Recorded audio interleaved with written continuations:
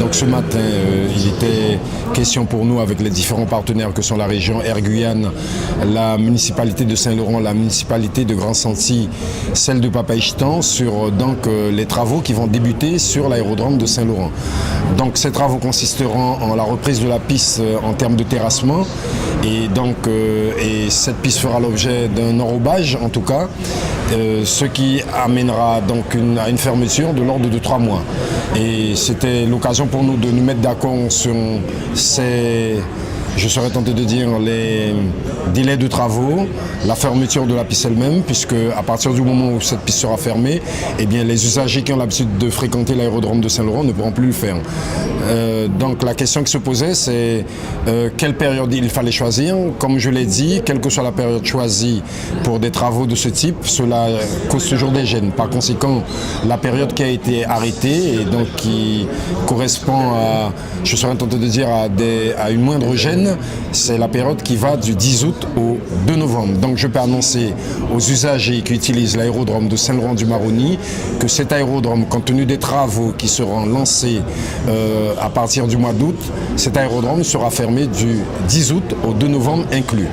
À charge pour le Conseil général de faire en sorte à ce qu'il n'y ait pas de retard de prix dans les travaux qui seront faits, tout en sachant que pour notre part, c'était le meilleur choix, puisqu'il s'agit pour nous de veiller à ce que ces travaux soient réalisés en période sèche, et compte tenu du fait que si nous sommes frappés par des aléas climatiques, cela nous prolonge de quelques mois supplémentaires, il était important de prendre en compte toutes ces contraintes. Donc par rapport à cela, eh bien, je souhaite que la plus grande diffusion soit faite, en tout cas en ce qui concerne cette fermeture, à ce que les foyers puissent s'organiser en termes de déplacement sur le territoire, en termes de rendez-vous compte tenu de la période, puisque beaucoup de parents partent pour, je serais tenté de dire, s'approvisionner en termes de matériel scolaire. Et puis bien sûr, c'est l'occasion pour nous d'améliorer les conditions, je serais tenté de dire, de sécurité et de transport sur le fleuve.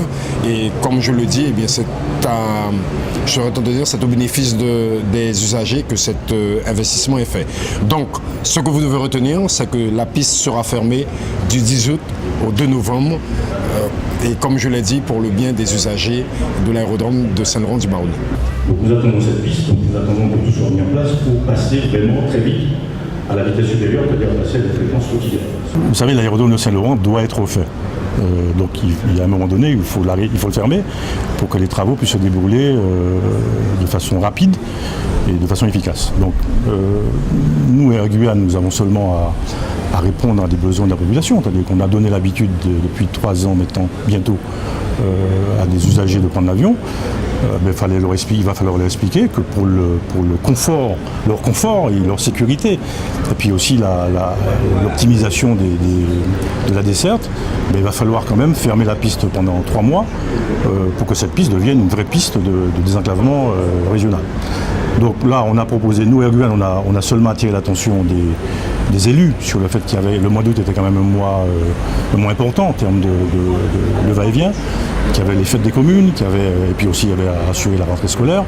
Bon, mais aujourd'hui, nous avons pris tous ensemble, on fait le choix de privilégier la rapidité des travaux c'est vrai que si on allait au-delà du mois de septembre, octobre, on a le problème de la saison des pluies.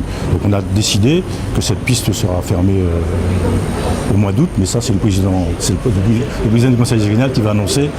Mais bon, c'est une bonne chose, il faut que cette piste soit faite le plus rapidement possible. Parce que je rappelle que nous sommes partis sur cette desserte Grand-Santi Saint-Laurent à 2-3 fréquences par semaine. Nous en sommes à 5 et nous attendons l'ouverture de la piste pour passer à des vols quotidiens. Voilà.